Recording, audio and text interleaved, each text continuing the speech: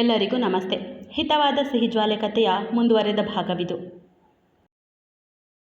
ಐಕ್ಯಳ ಪ್ರತಿಯಾಗಿ ಶೌರ್ಯನ ಕಾಳಜಿ ಮುಂದುವರೆದಿತ್ತು. ಅವನು ಅವಳಿಗೆ ಜ್ಯೂಸ್ ಕುಡಿಸಿ 1-2 ಸ್ಪೂನ್ ಐಸ್ ಕ್ರೀಮ್ ತಿನ್ನಿಸಿ ಉಳಿದದ್ದನ್ನು ತಾನೇ ತಿನ್ನುವಾಗ, ಇಲ್ಲಿ ಕಾಲಿಗೆ ಪೆಟ್ಟು ಮಾಡಿಕೊಂಡಿರುವ ಪೇಷಂಟ್ ನಾನು, ನನ್ನನ್ನು ಕೇರ್ ಮಾಡೋದನ್ನು ಕಲಿ ಸೈಕೋಗೊಂಡ, ನನಗೆ ಅಂತ ತಂದುಬಿಟ್ಟು ನೀನೇ ತಿಂತಿದ್ದೀಯಲ್ಲ ಎಂದು ಗದರಿದ ಹೆಣ್ಣಿನ ಮಾತನ್ನು ಅರ್ಥ ಮಾಡಿಕೊಂಡವನು, ಇದನ್ನು ಸಹ ಒಳ್ಳೆಯ ರೀತಿಯಲ್ಲಿ ಹೇಳುವುದಿಲ್ಲ ಅಲ್ವಾ, ಒಟ್ಟಿನಲ್ಲಿ ಜೋರು ಮಾಡಿಕೊಂಡೇ ಇರ್ತೀಯ ಎಂದು ನಗುತ್ತಲೇ ಅವಳಿಗೂ ಐಸ್ ಕ್ರೀಮ್ ತಿನ್ನಿಸುತ್ತಾನೆ. ಬಳಿಕ ಇಬ್ಬರ ನಡುವೆ ತಲೆದಿಂಬುಗಳ ಗಡಿ ಸೃಷ್ಟಿಸಿದ ಐಕ್ಯ, ಈ ಗಡಿ ದಾಟಿ ನೀನು ಬರುವಂತಿಲ್ಲ, ನಾನು ಕೂಡ ಬರಲ್ಲ, ಅಕಸ್ಮಾತ್ ನೀನೇನಾದರೂ ನನ್ನ ಹತ್ರ ಬಂದರೆ ನಾನು ನಿನ್ನ ಹಳ್ಳಿಗೆ ಬರುವುದಿಲ್ಲ ಎನ್ನುವ ಎಚ್ಚರಿಕೆ ಕೊಟ್ಟು ಮಲಗಿದರೆ, ಅವಳಿಗೆ ನಿದ್ರೆ ಬರುವವರೆಗೂ ಸುಮ್ಮನಿದ್ದವನು ಬಳಿಕ ತಲೆದಿಂಬುಗಳನ್ನೆಲ್ಲ ಅವಳ ಪಕ್ಕಕ್ಕೆ ಎಸೆದು ಅವಳನ್ನು ಬಳಸಿ ನಿದ್ರೆಗೆ ಜಾರುತ್ತಾನೆ. ಮುಂದೆ ಅರ್ಧರಾತ್ರಿಯಲ್ಲಿ ಎಚ್ಚರವಾದ ಐಕ್ಯಳಿಗೆ ತೀವ್ರವಾದ ಹೊಟ್ಟೆ ನೋವು ಶುರುವಾಗಿತ್ತು. ತನ್ನ ಪಕ್ಕದಲ್ಲಿ ನೋಡಲು ಅವಳ ಹೊಟ್ಟೆಯ ಮೇಲೆ ಕೈ ಹಾಕಿ ಮಲಗಿದ್ದಾನೆ ಶೌರ್ಯ. ಅಯ್ಯೋ, ಈ ಕೇಡಿ ನನ್ನ ಮಗನಿಗೆ ಅಂಟಿಕೊಂಡು ನಿದ್ರೆ ಮಾಡ್ತಾ ಇದ್ದಾನೆ. ಇಲ್ಲ, ಈ ರೀತಿ ಪಕ್ಕದಲ್ಲಿರುವವರನ್ನು ಅಪ್ಪಿ ಮಲಗುವ ಬುದ್ಧಿ ನನಗೆ ತಾನೇ ಇರೋದು. ದಿಂಬುಗಳು ಕೂಡ ನನ್ನ ಸೈಡ್ನಲ್ಲೇ ಇದೆ ಅಂದರೆ ಇದೆಲ್ಲವನ್ನು ಎಸೆದದ್ದು ನಾನೇ ಅನಿಸುತ್ತೆ ಎನ್ನುವ ಆಲೋಚನೆಯಲ್ಲಿಯೇ 1-2 ನಿಮಿಷ ಕಳೆದ ಐಕ್ಯ ಅವನ ಕೈ ಸರಿಸಲು ನೋಡಿದರೆ ಅಷ್ಟು ಸುಲಭಕ್ಕೆ ಬಿಡದ ಶೌರ್ಯ ಚಂದದ ನಿದ್ರೆಯಲ್ಲಿದ್ದಾನೆ. ಸಾಲದಕ್ಕೆ ತುಟಿಯ ಮೇಲೆ ಕಿರುನಗೆ ಬೇರೆ. ಈ ಸೈಕೋ ನಿದ್ರೆಯಲ್ಲಿ ಅದ್ಯಾವ ಮಾಡೆಲ್ ಜೊತೆಯಲ್ಲಿ ಡ್ಯೂಯೆಟ್ ಆಡ್ತಾ ಇದ್ದಾನೆ ಗೊತ್ತಿಲ್ಲ, ಅಥವಾ ಯಾವ ಹೀರೋಯಿನ್ ಜೊತೆಯಲ್ಲಿ ರೊಮ್ಯಾನ್ಸ್ ಮಾಡ್ತಾ ಇದ್ದಾನೆ ಗೊತ್ತಿಲ್ಲ, ಆದರೂ ನಿದ್ರೆಯಲ್ಲಿ ನಗೋದು ನೋಡು ಎನ್ನುತ್ತಲೇ ಮಲಗಿದ್ದ ಹುಡುಗನ ನಗುವಿಗೂ ಬೈದವಳು, ಈಗ ಹೇಗಪ್ಪ ಇವನನ್ನು ಏಳಿಸುವುದು, ಇಷ್ಟು ಹೊತ್ತಲ್ಲಿ ಸ್ನಾನ ಮಾಡಬೇಕು ಅಂದರೆ 100 ಪ್ರಶ್ನೆ ಕೇಳ್ತಾನೆ, ಅದೆಲ್ಲದಕ್ಕೂ ಉತ್ತರ ಕೊಡಬೇಕು, ಇಲ್ಲವಾದರೆ ಇವನು ಬಿಡಲಾರ. ಹೆಣ್ಣು ಮಕ್ಕಳ ಸಂಕಟದ ಬಗ್ಗೆ ಇವನಿಗೇನು ಗೊತ್ತು ಎಂದು ಯೋಚಿಸಿದ ಹೆಣ್ಣಿಗೆ ತಾನು ಈ ಬಾರಿ 1 ವಾರಕ್ಕೂ ಮೊದಲೇ ಮುಟ್ಟಾಗಿರುವುದು ನೆನಪಿಗೆ ಬಂದು, ಈ ಸಮಯದಲ್ಲಿ ಅಗತ್ಯವಿರುವ ವಸ್ತುಗಳನ್ನು ತಂದಿಲ್ಲ ಎನ್ನುವ ನೆನಪಾದಾಗ, ಒಮ್ಮೊಮ್ಮೆ ನಾನು ಯಾಕಿಷ್ಟು ಕೇರ್ಲೆಸ್ ಆಗ್ತೀನಿ ಗೊತ್ತಿಲ್ವಲ್ಲ, ನನ್ನ ಮದುವೆ, ಐಶು ಮದುವೆ, ಕಿಟ್ಟು ಓದು, ಹಾಗೆ ಹೀಗೆ ಏನೇನೋ ಆಲೋಚನೆಯಲ್ಲಿ ಕಳೆದು ಹೋಗಿದ್ದೆ. ಅದಕ್ಕೆ ನನ್ನ ಪೀರಿಯಡ್ ಕೂಡ ಮರೆತೇ ಬಿಟ್ಟೆ ಎಂದು ತನ್ನನ್ನೇ ತಾನು ಹಳಿದುಕೊಳ್ಳುತ್ತಾ ನಿಧಾನವಾಗಿ ತನ್ನ ಹೊಟ್ಟೆಯ ಮೇಲಿದ್ದ ಶೌರ್ಯನ ಕೈ ಸರಿಸಿ ಎದ್ದು ಕೂರುತ್ತಾಳೆ ಐಕ್ಯ. ಈಗ ಅವಳಿಗೆ ಅವನನ್ನು ಎಬ್ಬಿಸದೆ ವಿಧಿ ಇರಲಿಲ್ಲ. ಯಾಕಂದರೆ ಕಾಲು ತುಂಬಾ ನೋವು ಕೊಡ್ತಿತ್ತು, ಎದ್ದೇಳಲು ಆಗುತ್ತಿಲ್ಲ ಅವಳಿಗೆ. ಇನ್ನು ಹೇಗೆ ತಾನೇ ಹೆಜ್ಜೆ ಇಡೋದು? ಸಮಯ ನೋಡಿದರೆ ಮಧ್ಯರಾತ್ರಿ 1:15. ಕೊನೆಗೂ ಶೌರ್ಯನನ್ನು ಎಬ್ಬಿಸುವುದು ಬೇಡವೆಂದುಕೊಂಡ ಐಕ್ಯ ಕಷ್ಟದಲ್ಲೇ 1 ಹೆಜ್ಜೆ ಇಟ್ಟು 2ನೇ ಹೆಜ್ಜೆ ಇಡಲಾಗದೆ ನೆಲಕ್ಕೆ ಬಿದ್ದ ಕೂಡಲೇ ಎಚ್ಚರವಾದ ಶೌರ್ಯ, ಲೇ ಹೆಂಡ್ತಿ, ಏನಾಯ್ತೆ? ನಿನಗೆ ನಿದ್ರೆಯಲ್ಲಿ ಓಡಾಡುವ ಕಾಯಿಲೆ ಇದೆಯಾ ಹೇಗೆ ಎಂದು ಅವಳ ಬಳಿ ಓಡಲು, ಅದು ಶೌರ್ಯ, ನನಗೆ ಬಾತ್ರೂಮ್ಗೆ ಹೋಗಬೇಕಿತ್ತು ಎಂದು ಮೆಲ್ಲಗೆ ನುಡಿಯುತ್ತಾಳೆ ಐಕ್ಯ.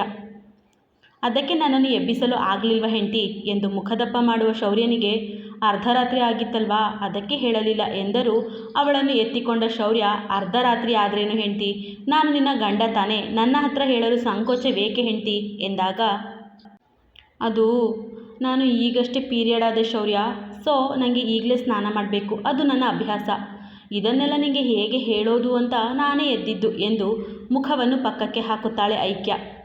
ಅಷ್ಟೇನಾ, ಸರಿ, ಅದಕ್ಕೇನು ಹೆಂಡ್ತಿ, ಅದನ್ನಾದರೂ ಬಾಯ್ಬಿಟ್ಟು ಹೇಳಬೇಕಲ್ಲ ನೀನು, ಅದು ಬಿಟ್ಟು ಈ ರೀತಿ ಸಾಹಸ ಮಾಡಲು ಹೋಗಿ ಚೆನ್ನಾಗಿರುವ ಮತ್ತೊಂದು ಕಾಲನ್ನು ಮುರಿದುಕೊಂಡ್ರೆ ನಾನೇನು ಮಾಡಲಿ ಹೇಳು?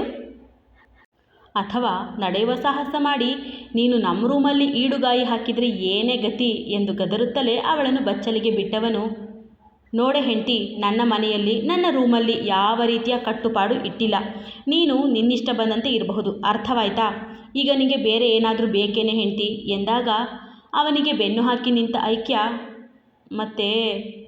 ಮತ್ತೆ ಈ ಸಮಯದಲ್ಲಿ ನನಗೆ ಬೇಕಾಗಿರುವ ಸ್ಯಾನಿಟರಿ ಐಟಮ್ಸ್ ಯಾವುದೂ ನನ್ನಲ್ಲಿಲ್ಲ, ಹೊಸದಾಗಿ ತರುವುದನ್ನೇ ಮರೆತು ಬಿಟ್ಟೆ, ಈಗ ಒಂದೋ ಅಮ್ಮನ ಮನೆಗೆ ಹೋಗಬೇಕು ಅಥವಾ ಯಾವುದಾದರೂ ಸ್ಟೋರ್ಗೆ ಹೋಗಬೇಕು ಎಂದು ಸಣ್ಣ ದನಿಯಲ್ಲಿ ನುಡಿಯಲು, ಸಮಯ ನೋಡುವ ಶೌರ್ಯ, ಮಧ್ಯರಾತ್ರಿ 1:15 ಕಣೆ ಹೆಂಡ್ತಿ, ಬಟ್ ನೋ ಪ್ರಾಬ್ಲಮ್, ಬಿಡು, ನೀನು ಸ್ನಾನ ಮಾಡ್ತಾ ಇರು, 10 ನಿಮಿಷದಲ್ಲಿ ಬರ್ತೀನಿ ಎನ್ನುತ್ತಾ ಆಚೆಗೆ ಹೋಗುತ್ತಾನೆ.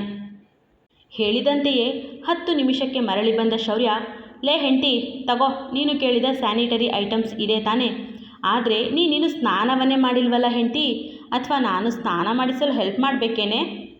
ನೀನು ಹ್ಞೂ ಅಂದು ನೋಡು ಸಾಕು ಎನ್ನುತ್ತಾ ಕಣ್ಣು ಹೊಡೆದರೆ ಮೊದಲ ಬಾರಿಗೆ ಅವನೆದುರು ನಗುವ ಐಕ್ಯ ತುಂಬ ಥ್ಯಾಂಕ್ಸ್ ಕೇಳಿ, ನಾನು ತಿಳಿದಷ್ಟು ದೊಡ್ಡ ಕೆಟ್ಟ ಸೈಕೋ ಅಲ್ಲ ಬಿಡು ನೀನು ಎಂದು ಆಗ ಸ್ನಾನಕ್ಕೆ ಹೋಗುತ್ತಾಳೆ. ಅವಳು ಸ್ನಾನ ಮುಗಿಸಿ ಬಾಗಿಲು ತೆರೆಯುವ ಹೊತ್ತಿಗೆ ಅಲ್ಲಿಯೇ ಇದ್ದವನು ಮತ್ತೆ ಅವಳನ್ನು ಎತ್ತಿಕೊಂಡು ಬಂದು ಬೆಡ್ ಮೇಲೆ ಕೂರಿಸಿ ಮತ್ತೆ ಅವಳೆದುರು ಜ್ಯೂಸಿನ ಲೋಟ, ಒಂದಷ್ಟು ಚಾಕ್ಲೇಟ್ಸ್, ಐಸ್ ಕ್ರೀಮ್ ಎಲ್ಲವನ್ನು ಹಿಡಿದು ತಗೋ ತಿನ್ನು, ಈ ಸಮಯದಲ್ಲಿ ಇದೆಲ್ಲವನ್ನು ತಿನ್ನಬೇಕಂತೆ ಎಂದರೆ ಹುಬ್ಬು ಬೆಸೆದು ಅವನನ್ನೇ ಪ್ರಶ್ನಾರ್ಥಕವಾಗಿ ನೋಡುವ ಐಕ್ಯ, ಇದೆಲ್ಲ ನಿಂಗೆ ಯಾರು ಹೇಳ್ಕೊಟ್ಟಿದ್ದು? ನಿಂಗೆ ಇದು ಮೊದಲ ಮದುವೆ ತಾನೇ? ನಾನೇ ನಿನ್ನ ಮೊದಲ ಹೆಂಡತಿ ತಾನೇ? ಮತ್ತು ಇದೆಲ್ಲ ಹೇಗೆ ಗೊತ್ತು ಎಂದು ಜೋರು ಮಾಡಿದರೆ ತಲೆ ಮೇಲೆ ಕೈ ಹೊತ್ತ ಶೌರ್ಯ, ಇದೇನೇ ಹೆಂಡ್ತಿ ನೀನು ಈ ರೀತಿ ಟಿಪಿಕಲ್ ವೈಫ್ ಥರ ಪ್ರಶ್ನೆ ಮಾಡ್ತಾ ಇದೀಯಾ? ಎಷ್ಟೋ ಸಿನಿಮಾಗಳಲ್ಲಿ ಇದನ್ನೆಲ್ಲ ನೋಡಿದ್ದೀನಿ ಕಣೆ ಹೆಂಡ್ತಿ. ಇದರ ಜೊತೆಗೆ ಹಾಟ್ ವಾಟರ್ ಬ್ಯಾಗ್ ಕೂಡ ತರ್ತಾರೆ ಅಲ್ವಾ, ನಾನು ಮರೆತುಬಿಟ್ಟೆ, ಇರು ಅದನ್ನು ಕೂಡ ತರ್ತೀನಿ ಎಂದರೆ ಅವನನ್ನು ತಡೆಯುವ ಐಕ್ಯ, ಅಪ್ಪ ಗುರುವೇ, ಅದೆಲ್ಲ ಸಿನಿಮಾಗೆ ಮಾತ್ರ ಮೀಸಲು. ನೀನು ತಿಳಿದಂತಹ ಸಮಸ್ಯೆ ಏನೂ ನನಗಿಲ್ಲ. ನನಗೆ ಈ ಸಮಯದಲ್ಲಿ ಇದ್ಯಾವುದನ್ನು ತಿನ್ನಬೇಕು ಎನ್ನುವ ಆಸೆಯೂ ಆಗುವುದಿಲ್ಲ. ಇಷ್ಟು ವರ್ಷದಲ್ಲಿ ಒಮ್ಮೆಯೂ ಈ ಸಮಯದಲ್ಲಿ ನನ್ನನ್ನು ಯಾರೂ ಇಷ್ಟೆಲ್ಲ ಕೇರ್ ಮಾಡಿಲ್ಲ ಶೌರ್ಯ. ನನ್ನ ಪಾಡಿಗೆ ನಾನು ಕೆಲಸಕ್ಕೆ ಹೋಗಿಬಿಡ್ತಾ ಇದ್ದೆ ಅಷ್ಟೇ. ನನ್ನನ್ನು ಇಷ್ಟು ಕೇರ್ ಮಾಡ್ತಾ ಇರೋದಕ್ಕೆ ತುಂಬ ಥ್ಯಾಂಕ್ಸ್. ಆದರೆ ನನಗೆ ಇವುಗಳ ಅಗತ್ಯವಿಲ್ಲ. ಈ ಸಮಯದಲ್ಲಿ ಹೆಣ್ಣು ಮಕ್ಕಳಿಗೆ ಕೆಲಸದಿಂದ ಮುಕ್ತಿ ಕೊಟ್ಟು ಸ್ವಲ್ಪ ಹೊತ್ತು ರೆಸ್ಟ್ ಮಾಡಿ ಅಂದರೆ ಸಾಕು, ಅದಕ್ಕಿಂತ ದೊಡ್ಡ ಕಾಳಜಿ ಬೇಡ ಎಂದ ಐಕ್ಯ ಅದೆಲ್ಲವನ್ನು ಹಾಗೇ ಇರಿಸಿ ಮಲಗಿದರೆ, ಇದಕ್ಕೆ ಹೇಳೋದು ನೀನು ಎಲ್ಲ ಹುಡುಗಿಯರ ಹಾಗಲ್ಲ ಅಂತ. ನಾನೆಲ್ಲೋ ನೀನು ಹೊಟ್ಟೆ ನೋವು ಅಂತ ಅಳ್ತೀಯ, ಆಗ ನಾನು ಇದೆಲ್ಲವನ್ನು ನಿನಗೆ ತಿನ್ನಿಸಿ ಕುಡಿಸಿ ಕೇರ್ ಮಾಡ್ತೀನಿ, ನೀನು ಅದೇ ಖುಷಿಗೆ ನನ್ನನ್ನು ಹಗ್ ಮಾಡ್ತೀಯ ಎನ್ನುತ್ತಿದ್ದ ಶೌರ್ಯನ ಮಾತನ್ನು ಅಲ್ಲಿಗೆ ತಡೆಯುವಂತೆ, ಹೌದೌದು, ಹಗ್ ಮಾಡುತ್ತಾ ಅಳುತ್ತಾ ನನ್ನ ಮೂಗನ್ನೆಲ್ಲ ನಿನ್ನ ಬಟ್ಟೆಗೆ ಒರೆಸುತ್ತೇನೆ. ಈಗ ಎಚ್ಚರವಿದ್ದುಕೊಂಡೇ ಕನಸು ಕಂಡಿದ್ದು ಸಾಕು, ಸುಮ್ಮನೆ ಮಲಗು ಎಂದು ಗದರುತ್ತಾಳೆ ಐಕ್ಯ. ಆಯಿತು ಬಿಡೆ ಹೆಂಡತಿ, ಬೆಳಗ್ಗೆಯಿಂದ ರಾತ್ರಿ ಮಲಗೋವರೆಗೂ ಗಂಡನಿಗೆ ಬೈಯುವ ಏಕೈಕ ಹೆಂಡತಿ ನೀನೇ. ನೋಡಿಲಿ, ನೀನೇ ದಿಂಬುಗಳನ್ನೆಲ್ಲ ಜೋಡಿಸಿ ಇಡೋದು ಮತ್ತು ನೀನೇ ಎಸೆಯೋದು ಎಂದವನು ಅವಳ ಎದುರು ತಾನೇ ಎಲ್ಲ ದಿಂಬುಗಳನ್ನು ಜೋಡಿಸಿ ಇಟ್ಟರೂ 1 ಗಂಟೆಯ ನಂತರ ಅವಳು ಮಲಗಿರುವುದನ್ನು ಖಾತ್ರಿಪಡಿಸಿಕೊಂಡು ಮತ್ತೆ ಎಲ್ಲವನ್ನು ಎಸೆದು ಅವಳನ್ನೇ ಅಪ್ಪಿ ನಿದ್ರೆ ಮಾಡುತ್ತಾನೆ. ಮಾರನೆಯ ದಿನವೂ ಶೌರ್ಯನ ಕಾಳಜಿ ಚೆನ್ನಾಗೇ ಮುಂದುವರೆದಿತ್ತು. ಅವಳೊಂದಿಗೆ ತಿಂಡಿ ತಿಂದು ಅವಳಿಗೆ ಮಾತ್ರೆ ಔಷಧಿ ಕೊಟ್ಟವನು, ಇವತ್ತು ಎಲ್ಲ ಕೆಲಸವನ್ನು ಮುಗಿಸಿ ಬರ್ತೀನಿ, ನಾಳೆ ಊರಿಗೆ ಹೋಗೋಣ, ಸಂಜೆ ಹೊತ್ತಿಗೆ ಸ್ವಲ್ಪ ಶಾಪಿಂಗ್ ಮಾಡೋಣ, ಮಧ್ಯಾಹ್ನ ನಾನು ಊಟಕ್ಕೆ ಬರುವುದಿಲ್ಲ, ರಾಣಿ ಮತ್ತು ರಂಗ ನಿನ್ನನ್ನು ನೋಡಿಕೊಳ್ತಾರೆ ಎಂದರೆ ಅವನ ಮಾತಿಗೆ ಒಪ್ಪಿದ ಐಕ್ಯ ತಿಂಡಿ ತಿಂದ ನಂತರ ತನ್ನ ರೂಮಿಗೆ ಸೇರಿದವಳು ಮತ್ತೆ ಕೆಳಗೆ ಹೋಗುವ ಯೋಚನೆಯೇ ಮಾಡಲಿಲ್ಲ. ಬದಲಾಗಿ ತನ್ನ ಆತ್ಮೀಯ ಗೆಳತಿ ಸ್ವೀಕೃತಿಯೊಂದಿಗೆ ಮಾತಾಡುತ್ತಾ ಒಂದಷ್ಟು ಸಮಯ ಕಳೆದು ನಂತರ ನಿದ್ರೆ ಮಾಡ್ತಾಳೆ. ಮಧ್ಯಾಹ್ನದ ಹೊತ್ತಿಗೆ ಅವಳ ರೂಮಿಗೆ ಊಟ ತಂದ ರಾಣಿಯಿಂದ ಪುಷ್ಪಲತಾರವರು ಲೇಡೀಸ್ ಕ್ಲಬ್ಗೆ ಹೋಗಿರುವ ವಿಚಾರ ತಿಳಿಯುತ್ತದೆ. ಅದೇ ಸಮಯಕ್ಕೆ ಸಿನಿಮಾದ ಡೈರೆಕ್ಟರ್ ಬಂದು, ಮೇಡಮ್, ನನ್ನನ್ನು ಶೌರ್ಯ ಸರ್ ಕಳುಹಿಸಿದ್ದು ನಿಮಗೆ ಸಿನಿಮಾದ ಪೂರ್ತಿ ಕಥೆಯನ್ನು ವಿವರಿಸಲು ಹೇಳಿದ್ದಾರೆ, ಹೇಗೂ ನಿಮಗೆ ಟೈಮ್ ಪಾಸ್ ಆಗುತ್ತೆ ಎಂದಾಗ ಅವರ ಮಾತಿಗೆ ಒಪ್ಪಿದ ಐಕ್ಯ ಕುಳಿತು ತಾನು ನಟಿಸಬೇಕಿರುವ ಸಿನಿಮಾದ ಪೂರ್ತಿ ಕಥೆಯನ್ನು ಕೇಳುತ್ತಾಳೆ.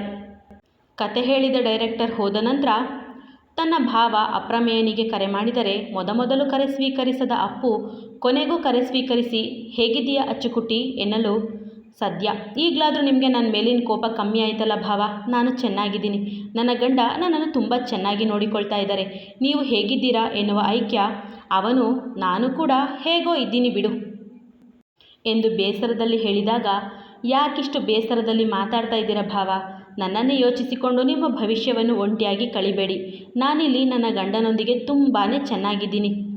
ಹಾಗೆ ನಿಮಗೊಂದು ವಿಷಯ ಹೇಳಬೇಕಿತ್ತು ಭಾವ, ನನ್ನದು ಲವ್ ಮ್ಯಾರೇಜ್. ನಾನು ಶೌರ್ಯ ಅವರನ್ನು ಮೊದಲಿನಿಂದಲೂ ಪ್ರೀತಿಸುತ್ತಿದ್ದೆ, ಆದರೆ ಯಾರಿಗೂ ಹೇಳಿರಲಿಲ್ಲ ಅಷ್ಟೇ.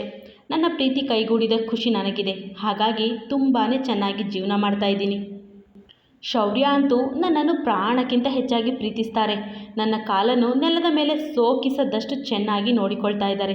ನೀವು ಕೂಡ ನಿಮಗೆ ಹೊಂದುವ ಒಂದು ಒಳ್ಳೆಯ ಹುಡುಗಿಯನ್ನು ನೋಡಿ ಮದುವೆ ಆಗಿ ಎನ್ನುವ ಮೂಲಕ ಅಪ್ಪುವಿನ ಮನಸ್ಸಿಗೆ ಮತ್ತಷ್ಟು ಘಾಸಿ ಮಾಡಲು ನೋಡುವ ಐಕ್ಯಳ ಉದ್ದೇಶ ಅವನು ಈಗಲಾದರೂ ಮತ್ತೊಂದು ಹೆಣ್ಣನ್ನು ಮದುವೆ ಆಗಲಿ ಎನ್ನುವುದೇ ಇತ್ತು. ಅವಳ ಮಾತುಗಳನ್ನೆಲ್ಲ ಕೇಳುವಷ್ಟು ಕೇಳಿದ ಅಪ್ಪು ಕೊನೆಗೆ, ಸರಿ ಅಚ್ಚುಕುಟ್ಟಿ, ನನ್ನ ಮುಂದಿನ ಜೀವನದಲ್ಲಿ ಯಾವುದಾದ್ರೂ ಒಳ್ಳೆ ಹುಡುಗಿ ಬಂದರೆ ಮದುವೆ ಆಗ್ತೀನಿ ಬಿಡು ಎನ್ನುತ್ತಾನೆ. ಅಂದು ಸಹ ಶೌರ್ಯ ರಾತ್ರಿ 8 ಗಂಟೆಯ ಹೊತ್ತಿಗೆಲ್ಲ ಮನೆಗೆ ಬಂದಿದ್ದ. ಎಂದಿನಂತೆ ಹಾಯ್ ಬ್ರೋ, ಹಾಯ್ ಮಮ್ಮ ಎಂದು ಪುಷ್ಪಲತಾ ಮತ್ತು ಶ್ರಮ್ನನ್ನು ಮಾತನಾಡಿಸಿದ ಹುಡುಗ ತನ್ನ ಜನ್ಮದಾತನ ಕಡೆಗೆ ತಿರುಗಿಯೂ ನೋಡಲಿಲ್ಲ. ಅವರಿಬ್ಬರನ್ನು ಮಾತನಾಡಿಸಿ ರೂಮಿಗೆ ಬಂದವನು ಬಾಲ್ಕನಿಯಲ್ಲಿ ಕುಳಿತು ಪುಸ್ತಕ ಓದುತ್ತಿದ್ದ ಹೆಣ್ಣಿನ ಕೈಯಿಂದ ಪುಸ್ತಕವನ್ನು ಕಸಿದುಕೊಂಡು, ರಾತ್ರಿ ಹೊತ್ತಲ್ಲಿ ಗಾಳಿಯಲ್ಲಿ ಕೂರಬೇಡ ಅಂದರೆ ನೀನು ತಲೆಗೆ ಹೋಗಲ್ಲ ಅಲ್ವ ಹೆಂಡತಿ ಹೇಳ್ತಾ ಹೇಳ್ತಾ ಹೆಚ್ಚು ಮಾಡ್ತೀಯಾ ಎಂದು ಜೋರು ಮಾಡಿದಾಗ ಟಿವಿಯಲ್ಲಿ ಯಾವ ಆ್ಯಕ್ಷನ್ ಮೂವಿ ಹಾರರ್ ಮೂವಿ ಇರಲಿಲ್ಲ. ಇನ್ನು ಫೋನಲ್ಲಿ ನೋಡೋಣ ಅಂದರೆ ಕಣ್ಣುರಿ ಬರುತ್ತೆ. ಅದಕ್ಕೋಸ್ಕರ ಪುಸ್ತಕ ಹಿಡಿದು ಇಲ್ಲಿ ಕೂತೆ. ದೆವ್ವದ ಕತೆ ಅದು ಎಷ್ಟು ಇಂಟ್ರೆಸ್ಟಿಂಗ್ ಆಗಿದೆ ಗೊತ್ತಾ. ಮೊದಲು ಪುಸ್ತಕ ಕೊಡು, ಎಲ್ಲವನ್ನು ಓದಿ ಮುಗಿಸಿಬಿಡ್ತೀನಿ. ಅಲ್ಲಿಯವರೆಗೂ ನೀನು ಫ್ರೆಶ್ ಆಗಿ ಬಾ, ಹೋಗು ಎನ್ನುವ ಐಕ್ಯ ಅವನಿಂದ ಪುಸ್ತಕ ವಾಪಸ್ ಪಡೆಯಲು ನೋಡುವಾಗ, ನನಗೆ ಒಂದು ದೊಡ್ಡ ಅನುಮಾನವಿದೆ ಹೆಂಡತಿ, ನಿನ್ನ ಹತ್ರ ಕೇಳಬಹುದಾ ಎಂದ ಶೌರ್ಯನ ಗಂಭೀರ ಮುಖಭಾವ ಕಂಡ ಐಕ್ಯ ಏನೋ ಸೀರಿಯಸ್ ವಿಷಯ ಇರಬೇಕು ಎಂದುಕೊಂಡು ಅದೇನು ಕೇಳು ಎಂದರೆ, ಅವಳನ್ನು ಎತ್ತಿಕೊಂಡು ರೂಮೊಳಗೆ ಬರುವವನು, ನಿಜವಾಗಿಯೂ ನೀನು ಹೆಣ್ಣೇನ ಹೆಂಡತಿ? ಯಾಕಂದರೆ ಹೆಣ್ಣು ಮಕ್ಕಳಿಗೆ ಇರುವ ಯಾವ ಗುಣವೂ ನಿನ್ನಲ್ಲಿಲ್ಲ. ನೋಡೋಕೆ ಮಾತ್ರ ತುಂಬ ಚೆನ್ನಾಗಿದೆಯಾ ಎನ್ನುವುದು ಬಿಟ್ಟರೆ ಯಾವ ನಯ ನಾಜೂಕು ನಾಚಿಕೆ ಇಲ್ಲ. ಯಾವಾಗಲೂ ರೌಡಿಸಮ್ ಮಾಡ್ತೀಯ. ಸಾಲದಕ್ಕೆ ಸಿನಿಮಾ ನಾಯಕರು ಇಷ್ಟವಿಲ್ಲ, ವಿಲನ್ಗಳು ಇಷ್ಟ ಅನ್ನುತ್ತೀಯ. ಯಾವಾಗ ನೋಡಿದರೂ ಬರೀ action movies, horror, thriller movies ನೋಡ್ತೀಯ. ಈಗ ನೋಡಿದರೆ ಅಂತಹದೇ ಕತೆ ಓದುತ್ತಿದ್ದೀಯಾ. ಅದಕ್ಕೆ ಕೇಳ್ತಾ ಇದ್ದೀನಿ, ನನ್ನ ಹತ್ರವಾದರೂ ಸತ್ಯ ಹೇಳಿಬಿಡೆ ಹೆಂಡತಿ, ನೀನು ಹೆಣ್ಣೇನಾ ಎಂದವನು ತನ್ನ ಎಂದಿನ ಶೈಲಿಯಂತೆ ಕೆನ್ನೆಯೊಳಗೆ ನಾಲಿಗೆಯನ್ನು ತೂರಿಸಿ ನಕ್ಕರೆ, ಒಂದೆರಡು ನಿಮಿಷ ಅವನನ್ನೇ ಕೆಕ್ಕರಿಸಿ ನೋಡಿದ ಐಕ್ಯಳ ಕೋಪಕ್ಕೆ ತುತ್ತಾಗಿದ್ದು ಮಾತ್ರ ಶೌರ್ಯನ ಮೂಗು. ಅಯ್ಯೋ ಬಿಡೆ ಹೆಂಡತಿ, ರಾಕ್ಷಸಿ, ನಿಮಗೆ ಬೇರೇನು ಸಿಗುವುದಿಲ್ಲ ಅಂತ ನನ್ನ ಮೂಗನ್ನು ಕಚ್ಚುತ್ತೀಯಲ್ಲ. ನನ್ನ ಮೂಗು ಚೆನ್ನಾಗಿದೆ ಎನ್ನುವ ಹೊಟ್ಟೆ ಕಿಚ್ಚು ನಿನಗೆ ಎನ್ನುತ್ತಲೇ ಅವಳನ್ನು ಕೆಳಗಿಳಿಸಿದ ಶೌರ್ಯ ಡ್ರೆಸ್ಸಿಂಗ್ ಟೇಬಲ್ನ ಮಿರರ್ನಲ್ಲಿ ಕೆಂಪಾಗಿದ್ದ ತನ್ನ ಮೂಗನ್ನು ನೋಡಿಕೊಳ್ಳುತ್ತಾ, ನೀನು ರೌಡಿ ಬೇಬಿಯಲ್ಲ, ರೌಡಿ ರಾಕ್ಷಸಿ ಎಂದರೆ, ಜೋರಾಗಿ ನಗುವ ಐಕ್ಯ, ನಾನು ನಿನಗೆ ಎಷ್ಟೋ ಸಲ ಒಳ್ಳೆಯ ರೀತಿಯಲ್ಲಿ ಬುದ್ಧಿ ಹೇಳೋಕೆ ನೋಡಿದೆ. ನಾನು ಬೇಡಪ್ಪ ಗುರು, ಬೇರೆ ಯಾವುದಾದ್ರೂ ಒಳ್ಳೆಯ ಹುಡುಗಿಯನ್ನು ನೋಡು, ಮದುವೆ ಆಗು, ಚೆನ್ನಾಗಿರು ಅಂತ. ಆದರೆ ನೀನೇ ಈ ರಾಕ್ಷಸಿಯನ್ನೇ ಹಠ ಮಾಡಿ ಮದುವೆ ಆದೆಯಲ್ಲ ಗುರು, ಅನುಭವಿಸು ಎನ್ನುತ್ತಾಳೆ. ಅಂದು ರಾತ್ರಿ ಕೂಡ ಅವಳನ್ನು ಎತ್ತಿಕೊಂಡೇ ಕೆಳಗೆ ಕರೆದುಕೊಂಡು ಹೋದವನು ಅವಳೊಟ್ಟಿಗೆ ಊಟಕ್ಕೆ ಕುಳಿತ ಕೂಡಲೇ ದಯಾನಂದ್ ದಂಪತಿ ಅಲ್ಲಿಂದ ಏಳಲು ನೋಡುವಾಗ, ನನ್ನ ಹೆಂಡತಿ ನಿಮ್ಮ ಅನ್ನ ಕಿತ್ತುಕೊಳ್ಳೋಕೆ ಬಂದಿಲ್ಲ. ಅವಳನ್ನು ಕಂಡ್ರೆ ನೀವಿಬ್ಬರು ಯಾಕೆ ಈ ರೀತಿ ಆಡೋದು? ಅವಳೇನು ನಿಮ್ಮ ತಟ್ಟೆಯನ್ನು ಕಸಿಯಲು ಬಂದಿದ್ದಾಳ? ಅವಳು ಬಂದ ಕೂಡಲೇ ಈ ರೀತಿ ಹೋಗ್ತಾ ಇದ್ದೀರಲ್ಲ. ಮಮ್ಮ, ನೀನು ಕೂಡ ಇದೇ ರೀತಿ ಆಡೋದು ಸರಿ ಇರೋದಿಲ್ಲ. ನನ್ನ ಹೆಂಡತಿ ಈ ಮನೆಯ ಸೊಸೆ, ಈ ಮನೆಯ ಯಜಮಾನಿ ಎನ್ನುವುದನ್ನು ನೀನು ಮರೆತಿರುವ ಹಾಗಿದೆ. ಓಹೋ, ಈಗ ಗೊತ್ತಾಯಿತು. ನನ್ನ ಹೆಂಡತಿಯನ್ನೇ ನಿನ್ನ ಮಗ ಕೂಡ ಲವ್ ಮಾಡಿದ್ದ. ಆದರೆ ಇವಳು ಅವನನ್ನು ರಿಜೆಕ್ಟ್ ಮಾಡಿ ನನ್ನನ್ನು ಮದುವೆ ಆದಳು ಎನ್ನುವ ಕೋಪಕ್ಕೆ ಈ ರೀತಿ ಆಡ್ತಾ ಇದೆಯಾ? ಹಾಗಾದರೆ ನಿನಗೆ ನಿನ್ನ ಮಗನೇ ಹೆಚ್ಚು, ನಾನು ಲೆಕ್ಕಕ್ಕಿಲ್ಲ ಅಂತ ಅರ್ಥ ತಾನೇ ಎಂದ ಶೌರ್ಯನ ಮಾತಿಗೆ ಅಡ್ಡಡ್ಡ ತಲೆಯಾಡಿಸಿದ ಪುಷ್ಪ, ಹಾಗೆಲ್ಲ ಇಲ್ಲ ಅದಿ, ನನಗೆ ನೀವಿಬ್ಬರು ಒಂದೇ.